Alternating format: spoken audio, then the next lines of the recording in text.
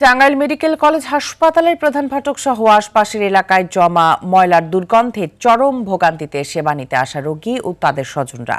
ময়লার ভাগাড় অন্যত্র সরিয়ে নিতে দীর্ঘদিন ধরে স্থানীয়রা দাবি করে এলেও কোনো পদক্ষেপ নেয়নি কর্তৃপক্ষ। টাঙ্গাইল থেকে কামাল হোসেনের পাঠানো তথ্যচিত্রে আরও জানাচ্ছেন আব্দুল হামিদ।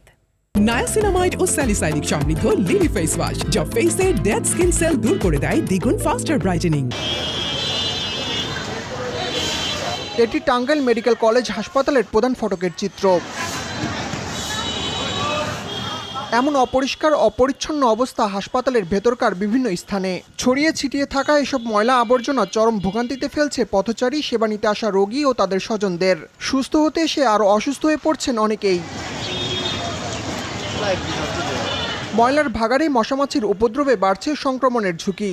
স্থানীয়দের অভিযোগ, পরিচ্ছন্নতা কর্মীদের গাফিলতি আর হাসপাতাল কর্তৃপক্ষের অবহেলায় এমন দুর্ভোগ তাদের। হাসপাতালের ভিতরে যাওয়া যায় না, যে ময়লার দুর্গন্ধ দেখেন না কি অবস্থা, ময়লা দিয়ে প্রচুর দুর্গন্ধ। এখানে কোনো পরিবেশই নেই।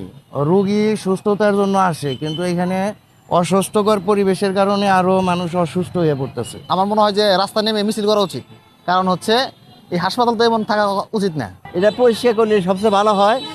ঊর্ধ্বতন কর্তৃপক্ষের প্রতি আমরা দৃষ্টি আকর্ষণ করতেছি। কর্তৃপক্ষ বলছে দ্রুত এই বিষয়ে কার্যকর পদক্ষেপ নেওয়া হবে।